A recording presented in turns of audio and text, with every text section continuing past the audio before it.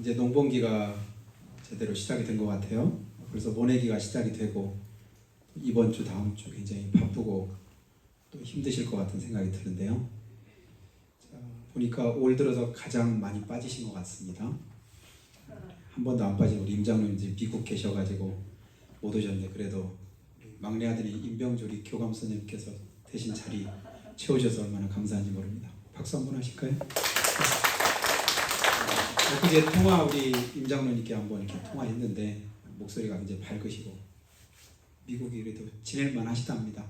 이번 주간 어떨지 모르겠는데 목소리가 밝아서 좋았고요. 지금 잘 지내고 계신다는데 굉장히 오래된 것 같은 그런 느낌이 들어요. 자, 힘들지만 어렵지만 그래도 하나님의 은혜가 있기에 우리는 오늘도 웃으며 살 수 있을 줄 믿습니다. 한번 인사할 때 힘들어도 웃고 삽시다 한번 인사하겠습니다. 힘들어도 웃고 삽시다. 힘들지 않다는 게 아니에요. 힘들어요. 어려워요. 그러니까 사는 것 자체가 사실은 힘들고 어렵습니다. 그래도 웃음을 잃지 않았으면 좋겠습니다. 겉으로 아닐지라도 속으로라도 하나님이 나와 함께 하신다. 하나님이 내 주님이시기 때문에 나는 결코 낙망하거나 좌절할 수 없다. 내가 근심 가운데 있고 걱정과 염려 가운데 있고 슬퍼하는 것은 하나님이 기뻐하시는 모습이 아닙니다. 원수마귀가 기뻐하겠죠. 주께서 인생으로 고생하며 근심하게 하심은 본심이 아니시로다. 예레미야가 3장 33절 말씀. 힘들 때 저는 그 말씀을 자주 묵상합니다. 주님의 본심은 내가 힘들어하고 어려워하는 것, 이게 본심 아니시다. 그러니까 하나님의 본심은 항상 우리가 주 안에서 은혜 가운데 평안하기 원하시고 또 그 어려움 가운데서도 주님 바라보기를 원하십니다. 그리고 그 사랑으로 오늘도 우리 가운데 함께하는 줄 믿습니다. 자, 대한민국 우리 한국에서 파견 나와서 기자로 이렇게 활동을 하다가 자기 본국인 유럽으로 돌아간 후에 그가 한국에서 사귄 친구한테 제가 한국에 있는 동안에 보고 느꼈던 것을 이제 글로 이렇게 보낸 글이 있는데요. 제목이 뭐냐면 삼광일무일유라입니다. 광자는 미칠 광자예요. 무자는 없을 무자입니다. 유자는 있을 유자. 한국 사람들은 자기가 볼 때 세 가지에 미쳐 있다. 그리고 한 가지는 없고 한 가지만 있다. 제가 읽어보니까 조금 그래도 일리가 있는 말이라고 생각이 돼서 잠깐 소개를 하기를 원합니다. 자, 그 기자가 한국에서 생활하면서 보니까 첫 번째 한국 사람들이 미쳐 있는 게 뭔가 봤더니 스마트폰에 미쳐 있더라. 그래서 어딜 가든지 사람들이 머리가 우리 신체 가운데 가장 위에 있는 데가 어디예요? 머리잖아요. 머리. 근데 머리가 위에 있는 게 아니라 밑으로 돼 있대요. 거의 항상 숙이고 다닌대요. 숙이고. 뭐 하느라고? 스마트폰 보느라고. 그래서 공원이나 이런 데서도 가족들끼리 나와가지고 공원에 이렇게 있다가 엄마 아빠는 각자가 스마트폰 보고 있고 아이들은 막 놀다가 어리니까 자기들끼리 그냥 넘어져 다치기도 하고 또 그냥 이렇게 돌풀에 치여서 이제 또 상하기도 하고 그런데도 스마트폰 보느라고 애들을 잘 간수하지 못하더라. 자기가 생각 이해가 안 되더랍니다. 가족끼리 공원에 나온 건 가족 간에 서로 이렇게 대화하고 좋은 시간 가지려고 하는 것들인데 왜 각자 저럴까? 그리고 각자가 또 어떤 식당이나 어디를 가도 대부분 밤 나오기 전까지 사람들이 뭐 할까요? 서로 오손도손 얘기하는 게 아니라 각자 다 뭐에? 스마트폰에 빠져 있더라. 그러니까 그걸 이제 지적을 하고 있고요. 두 번째는 공짜 돈에 미쳐 있더라. 공짜 돈. 아마 코로나 기간 동안에 그 과정을 얘기했던 것 같습니다. 그래서 동서고금을 막론하고 공짜를 좋아하는 사람들은 없을진데 특별히 한국 사람들은 그 공짜에 굉장히 좋아하는 것 같더라. 코로나 재난 지원금이라는 명목으로 주는 공짜 돈은 사실상 그가 볼 때는 선거용 표장사로 하려고 주는 돈이라고 생각되는데 그걸 넙죽넙죽 잘 받아먹더라. 그러면서 그가 예로 든 게 2016년 6월 달에 스위스에서 정부에서 국민들에게 1인당 300만 원씩을 주겠다고 했습니다. 그런데 국민들이 데모를 하는 거예요. 왜 데모했을까요? 더 달라고? 아니. 그거 왜 주냐? 주지 말라고. 그래서 결국은 정부에서는 주겠다. 국민들은 주지 마라. 그래서 국민 투표로 결정을 했습니다. 어떻게 됐을까요? 76.9%로 부결이 됐습니다. 주지 마라. 그거 왜? 주고 나서 사실은 그 돈이 무슨 돈이에요? 세금에서 나온 돈이잖아요. 결국은 내 주머니에서 나가는 건데 그거 왜 주고 정부의 그 재정의 열악함을 이렇게 초래하려고 하느냐. 그게 결국 안 받았답니다. 그 수준 생각하니까 한국 사람들은 이상하더라. 뭔지 잘 모르겠는데 하여튼 여기에 빠져있더라. 그 세 번째는 뭐냐면 트로트에 빠져있더라. 이건 저는 잘 몰랐는데 가끔 TV를 보면 그분이 하는 소리가 여기저기 틀어도 여기서도 트로트 저기서도 트로트 여기저기 다 트로트가 나오더래요. 아마 그런 과정들이 있었던 것 같아요. 한국 사람들에게 DNA가 이제 흥과 끼가 있다는 걸 자기가 이제 아는데 그런데 세계에서 국민 1인당 이제 인구 비례로 따질 때 노래방 수가 가장 많은 나라가 우리나라랍니다. 확인된 건 아니에요. 그분 얘기하는데 그리고 퇴근 후에 집으로 바로 가는 경우가 드물대요. 그분은 이상하답니다. 아니 노는 건 주말이나 이럴 때 놀아야 되고 그냥 평상시에는 바로 퇴근하는 게 정상인데 자기 볼 때 그게 이상하게 보였다는 겁니다. 그리고 시도 때도 없이 그와 같이 이제 트로트 음주 가무가 국민들의 정서를 황폐화하는 것이 아닌가 하면서 로마가 망할 때 포도주와 공짜 빵 그리고 서커스에 취해 있었다라고 그렇게 이제 그가 예를 듭니다. 지금 자기 눈으로 볼 때는 한국이 망해가는 것 같은데 근데 정작 한국민들은 잘 모르는 것 같더라. 그리고 나서 그 다음에 한 가지 없는 걸 또 얘기를 합니다. 그 한 가지 없는 게 뭐냐면 한국 사람들은 생각이 없는 것 같다. 뭐가 없는 것 같아? 생각이. 우리 자주 그러죠? 생각 좀 하고 살아. 생각 좀. 아유 하다 보니까 생각 없이 이렇게 했네. 이런 말도 하잖아요. 생각 좀 하고 살아. 그래서 한국 사람들이 우리가 가지고 있는 이제 좀 우스운 얘기가 있는데요. 일본 사람들은 국민 정서가 뭐냐면 생각하고 난 뒤에 뛴답니다. 그리고 중국인들은 일단 뛰고 난 뒤에 생각한답니다.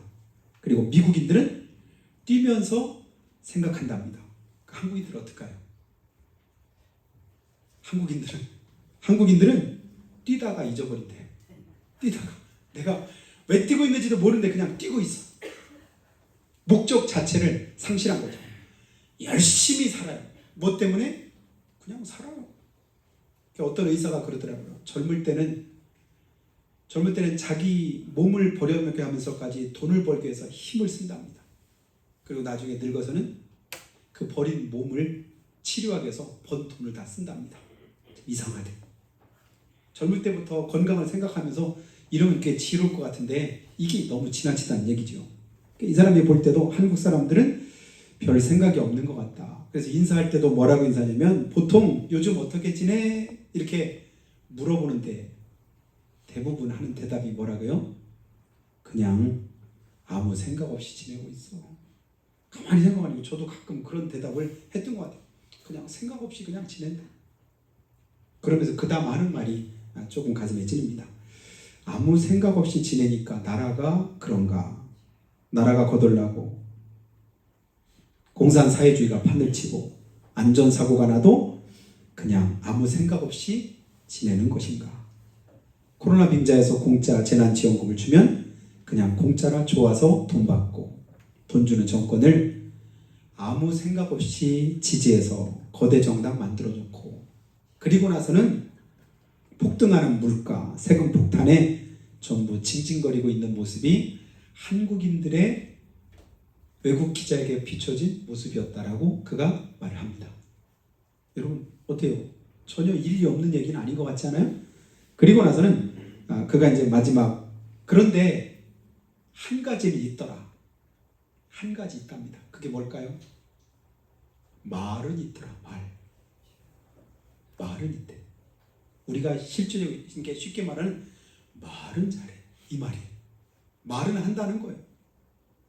그래서 뭐냐면 전부 말은 하는데 뭐예요? 행동은 하지 않더라. 그러면서 그가 비아냥거리면서 하는 게 뭐냐면 한국 사람들 나토족이더라. 나토족. 그게 뭐냐면 NATO 영어 약자인데요. No action, talking only. 행동은 없고 말만 있다. 그게 진짜 문제인 것 같아요.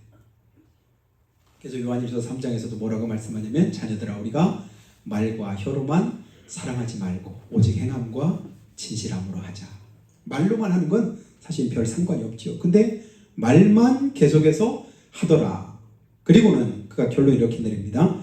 역사를 배우는 것은 과거를 잊지 않기 위해서인데, 근데 역사를 배우면서도 과거에 반복됐던 그런 잘못들을 한국인들은 잘 고치지를 않더라. 이 말을 읽으면서 제가 우리 영적인 모습을 다시 한번 생각해 봤습니다. 이 말을 하고 싶어가지고 오늘 본문 에베소서 2장 말씀을 제가 이제 전하게 되었는데요. 여러분, 우리 영적인 모습은 그러면 육적인 삶의 모습하고 어떻게 다를까? 내가 미쳐있는 것은 뭐고 없는 것은 무엇이고 있는 것은 무엇일까? 오늘 1절에서 우리 자신들이 예수 믿기 이전에 우리의 모습이 어떻다고 말을 하고 있냐면요. 1절 말씀 한번 같이 한번 읽어보겠습니다. 시작.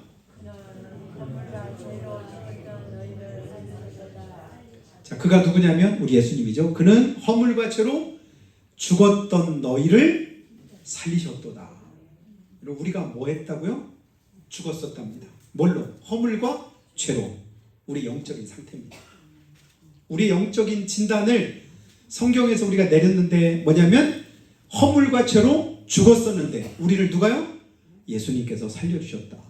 그때는 어느 때죠? 살기 전에, 우리를 살려주시기 이전에 너희는 그 가운데서 행하여, 그 가운데가 어느 가운데죠? 허물과 죄 가운데서 행하여.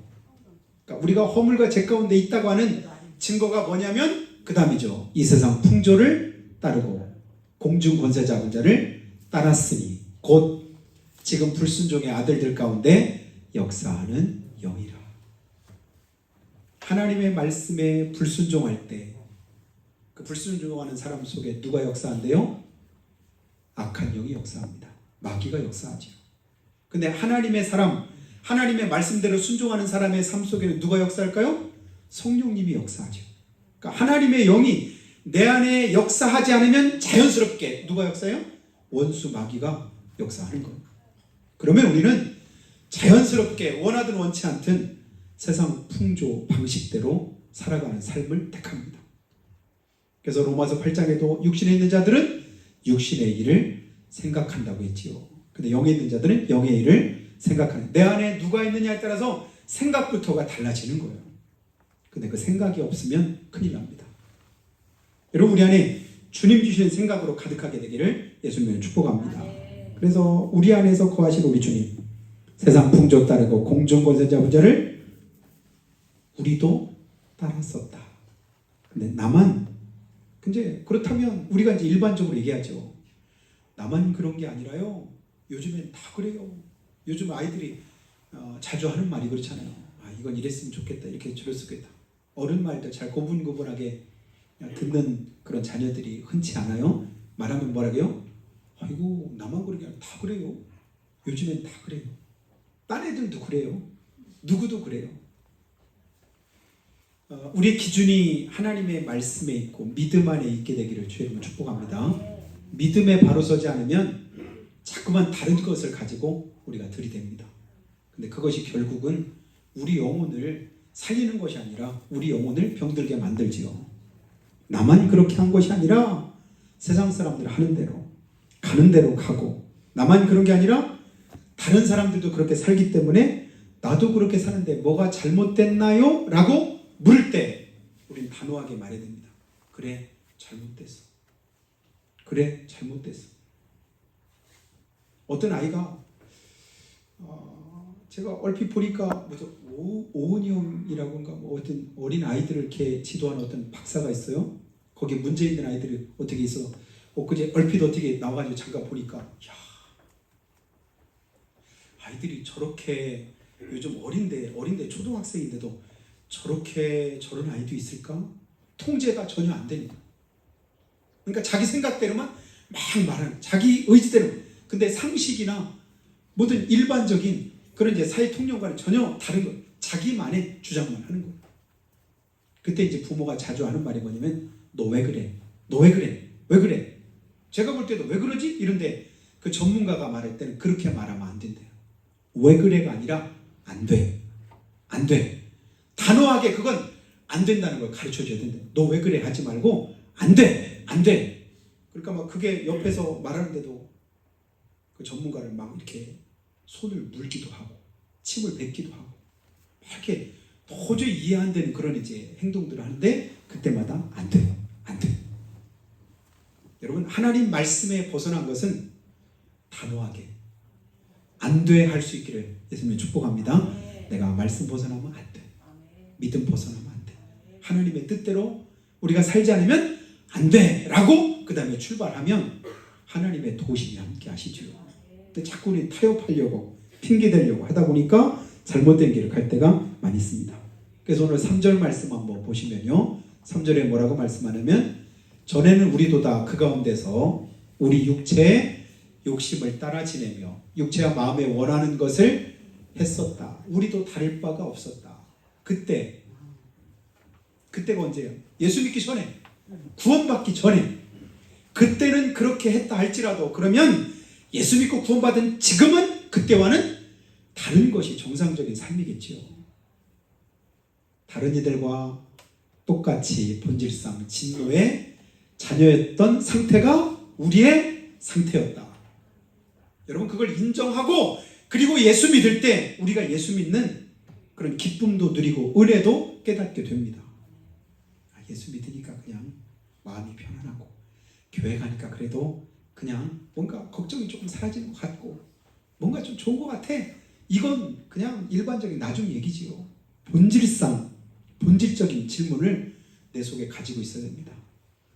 영원히 구제불능이었던 본질상 진노의 자녀였던 나, 허물과 죄로 죽었던 나, 영원히 멸망받을 나, 주님 아니면 도저히 소망이 없었던 나, 그런 나를 주님이 자녀 삼으시고 구원해 주셨다. 그 은혜를 깨달을 때 신앙생활에 기쁨이 있고 감격이 있는 거예요. 예배 드릴 때 그 예배의 의미를 다시금 깨닫게 되는 겁니다. 전에는 우리도 똑같이 멸망받을 자녀였고 진노의 자녀였다라고 성경은 말씀합니다. 여러분 하나님의 진노받고 그리고 나서 살아날 수 있는 사람 있을까요? 온전할 수 있는 사람 있을까요? 아무도 없지요. 하나님이 진노하시면 하나님께서 한번 그 진노하심을 나타내시면 어느 누구도 감당이 못 됩니다. 여러 동물의 세계를 제가 가끔 보는데요. 동물들 중에서도 침팬지나 곰이 생각외로 굉장히 난폭하더라고요. 한 번은 이렇게 영상이 떠가지고 봤더니 곰이 자기보다 작은 곰을 이렇게 공격하는데 곰이 그렇게 난폭할 수가 없어요. 한번 그 자기 똑같은 곰을 물고 이렇게 흔드는데 막 그게 상상할 수 없는 힘을 가지고 막 그렇게 하는데 도저히 살아날 수가 없겠구나. 그러면서 하나님이 진노하실 때 그 진노를 피할 길이 전혀 없다.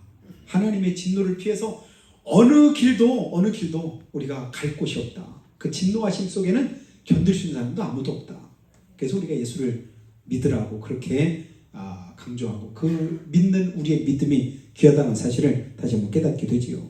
하나님의 진노 가운데 있을 때는 한마디로 다 끝난 거예요.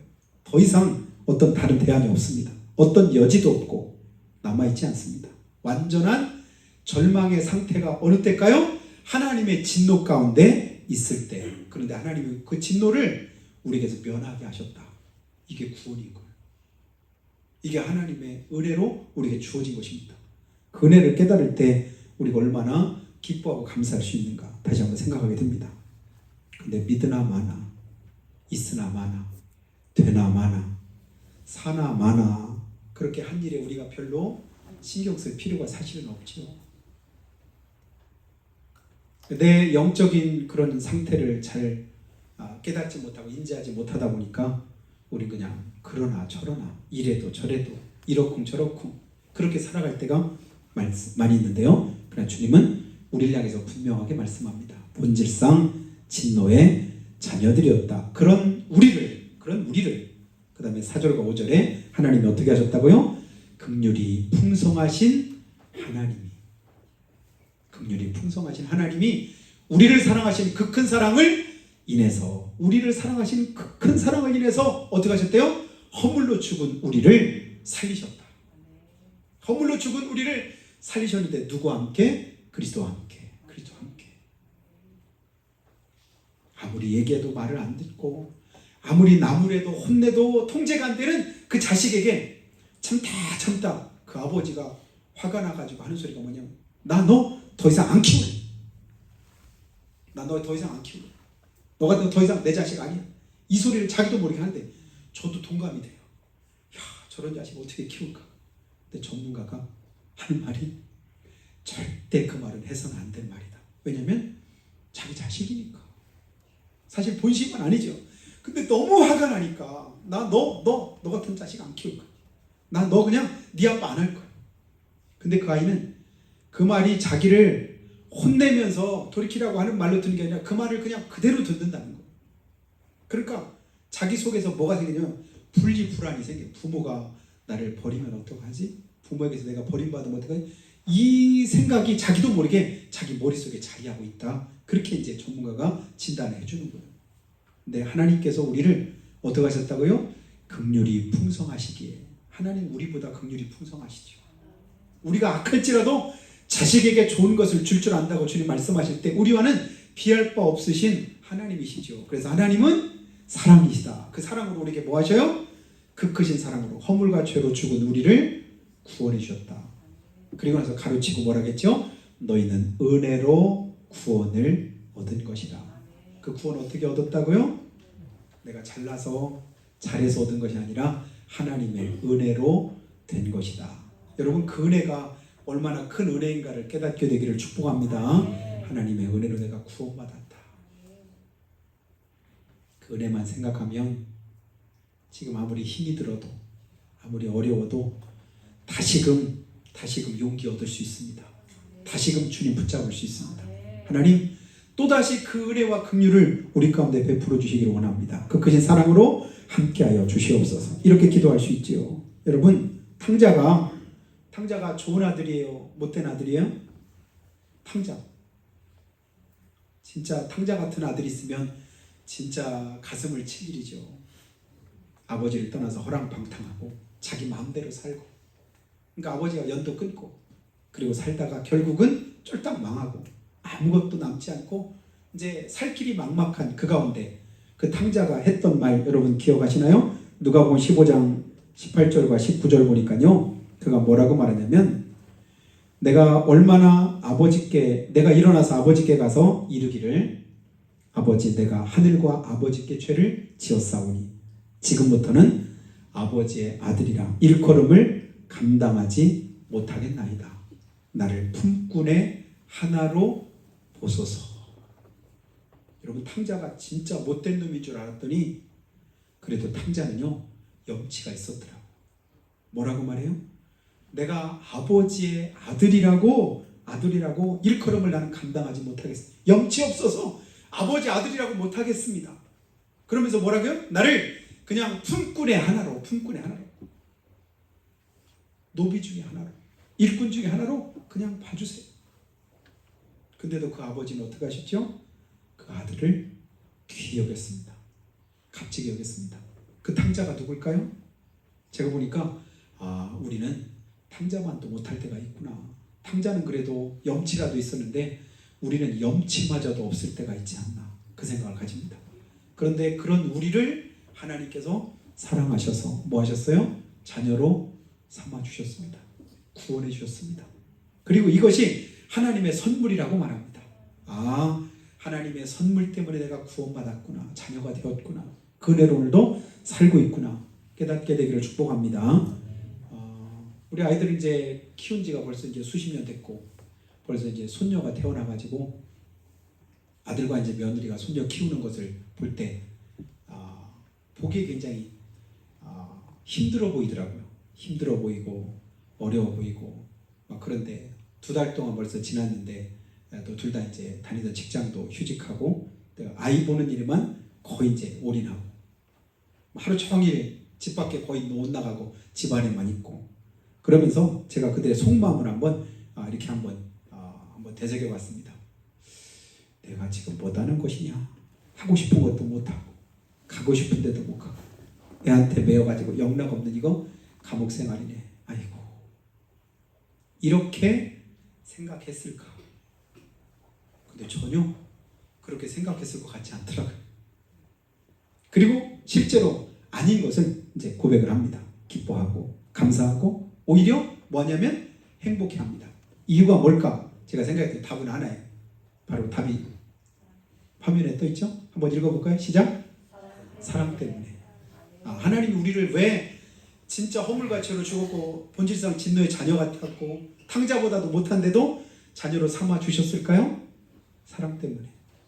하나님은 사랑 때문에 모든 것을 다 내어주시고 사랑 때문에 우리가 볼 때는 다 망하신 분처럼 그렇게 우리 가운데 은혜를 베푸신 분입니다. 자기 아들을 아끼지 않고 우리 모든 사람을 위해서 내어주신 그 크신 사랑. 우리가 아직 죄인이었을 때도 우리를 대신해서 예수님을 십자가 못 박으심으로 하나님의 사랑을 확실하게 증명해 보신 그 하나님 사랑 때문에 치르는 대가가 너무 크잖아요. 그리고 나서 주님 뭐라고 하셔요? 괜히 그랬네. 후회스럽네. 이렇게 말씀하시던가요? 아니에요. 부모가 자녀들을 힘들고 어렵게 키우지만 그것 때문에 보람을 느끼고 기뻐하고 감사하고 그리고 하나님께 영광을 돌립니다. 무엇 때문이죠? 사랑 때문입니다. 그 사랑이 다른 무엇보다도 값지고 귀한 것이죠. 그 크신 하나님의 사랑, 그 하나님의 사랑이 우리 가운데 함께 하시고 또 그 함께하는 사랑을 누구를 통해서? 부모를 통해서 자녀들이 깨닫고 또 자녀들이 자라는 모습을 통해서 다시 한번 또 하나님의 사랑을 우리가 경험하게 됩니다. 여러분 배구 선수 가운데 제가 평소에는 별로 쟤는 인상이 그렇게 밝지도 않고 이렇게 별로 그렇게 볼 때마다 좋아하지 않던 선수가 있는데 어느 때부터가는 제가 그 선수를 굉장히 좋아하게 됐습니다. 혹시 여러분 한성정이라는 선수를 혹시 아시는 분 계신지 모르겠어요? 배구 선수인데요. 키가 195cm예요. 근데 그 아버지는 키가 134cm입니다. 이해를 잘 못하시는가 본데 키가 그 아들이 이만하다면 그 아버지는 배꼽 정도밖에 안 다는 그 아버지 3살 때 척추를 다쳐가지고 앞뒤가 이렇게 우리가 이제 일반적으로 꼽추 이렇게 말하는 그 모습을 하고 있는데 아들은 그렇게 막 커서 진짜로 훌륭한 프로 배구 선수가 된 거예요.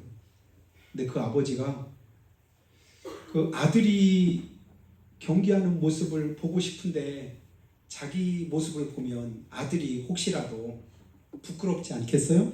그런 생각이 드는 거예요. 그래서 경기장에 가고 싶어도 안 가고 그냥 노심초사하는 어느 날 아들이 묻더래요.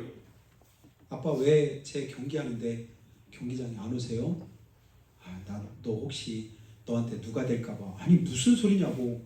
아빠가 내 아빠인데 아무 상관없다고 오시라고. 그 이후로 그 아버지가 아들이 경기하는 경기장마다 다 쫓아요.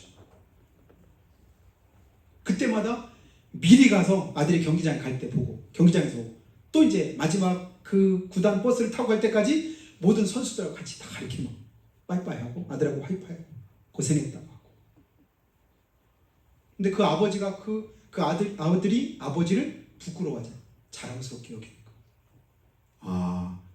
대단한 선수구나.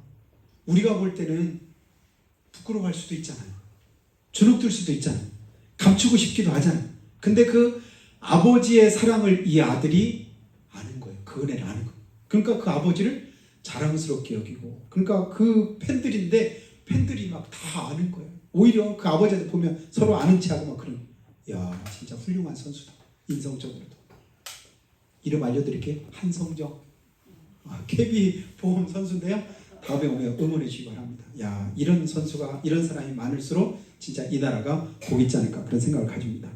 하나님의 사랑 그 사랑에 감사해서 그 사랑에 강권하심을 덧입어서 오늘도 우리가 예배하고 또 하나님 앞에 헌신하고 또 하나님의 말씀대로 순종하기를 힘씁니다. 사랑하신 여러분 그 사랑을 다시 한번 깨닫게 되는 귀한 은혜가 있기를 주님으로 축원합니다. 한 가지만 더 말씀드리면요, 여러분 페니실린이라고 항생제를 처음 발견한 사람이 누군가 여러분 아시나요? 영국 사람인데 1928년에 영국 런던에서 플레밍이라는 사람이 이 페니실린을 발견했습니다. 벌써 95년 전이래요. 근데 그 페니실린이 발견되기 전에는 우리 몸에 어떤 이제 상처가 있거나 어떤 이제 병균이 침입하면 그걸 치료할 길이 없었어. 그래서 많이 죽었는데 이 페니실린 때문에 수많은 사람들이 생명을 이렇게 구하고 그리고 많은 업적을 남겨서 그가 노벨상을 받았습니다. 최고의 세계 최고의 사람에게 주는 게 노벨상이잖아요. 노벨상을 받을 때 기자가 그에게 물었습니다. 뭐라고 물었냐면 당신이 지금까지 살아오면서 최고의 업적이라고 한다면 뭘 듣겠습니까? 당신 지금까지 살아오면서 최고의 업적 그게 뭡니까? 입이 답을 알고 묻는 거 아니겠어요? 그거 뭐냐면 페니실린 이렇게 대답할 걸 알고 그냥 묻는 거죠. 왜냐면 그것 때문에 지금 노벨상을 탔으니까. 그랬을 때 기자가 기대한 것과는 전혀 다른 대답을 했는데요. 그가 했던 대답이 뭐냐면 내 생애 최고의 발견은 내가 얼마나 소망 없고 끔찍한 죄인인가 하는 것을 발견한 것입니다. 왜 그럴까요? 그가 예수 믿는 사람이었거든요. 내 생애에서 발견한 최고의 업적은 지금 이거 페니실린 노벨상 받은 거 이게 아니라 내가 얼마나 소망이 없고 끔찍한 죄인이었던가 하는 것을 안 것과 그리고 나서 이어서 하는 말이 이런 나 같은 죄인을 구원해 주신 우리 주 예수님의 은혜를 발견한 것입니다. 믿는 우리는 다 아멘 하죠. 근데 기자가 깜짝 놀란 거예요. 세상 사람들은 다 놀라겠죠. 아니 이해도 잘 못할 겁니다. 그러나 우리 모두는 하나님 앞에서 다 그렇게 고백할 수 있어야 될 줄 믿습니다. 내가 얼마나 소망 없는 죄인이고 끔찍한 죄인인가. 그것을 오늘 본문에서는 조금 더 고상하게 본질상 진노의 자녀였다. 그런 나를 하나님이 어떻게 하셨다고요? 긍휼의 풍성한 하나님이 구원해 주셨다. 그 크신 사랑에 우리가 은혜를 기억하고 감사하며 이번 한 주간도 믿음으로 승리하는 저 여러분이 다 되시기를 예수님의 이름으로 축복합니다. 기도하실 때 하나님 가정의 달을 우리가 맞아서 다시 한번 그 크신 사랑과 은혜를 주님에게서 발견한 그 사랑 가지고 또 부모님의 은혜나 또 아버지 하나님 또 가족 간의 은혜를 다시 한번 되새깁니다. 이제까지도 지키시고 도우신 하나님의 사랑이 우리 가운데 함께 하셔서 오늘도 우리 하나님 앞에 예배자로 우리가 설 수 있게 되었습니다. 주여 우리를 도와주시고 긍휼히 여기시며 능하신 주님 손에 붙들어 주시되 그 사랑 때문에 독생자 예수님까지 아낌없이 내어주신 우리 하나님 앞에 우리도 아버지 하나님여 감사함으로 한 주간 승리하도록 은혜 베푸시라고 주님 말씀 따라 세상에서 우한칠고 걱정 없이 염려 속에 살아가지만 아버지 낙심하지 말고 넘어지지 말고 좌절하지 말고 포기하지 말게 하시고 우리 하나님 바라보며 그 힘 덧입어서 승리할 수 있는 은혜를 허락해 주시옵기를 한 목소리로 고백하고 기도하겠습니다. 아버지 하나님 은혜와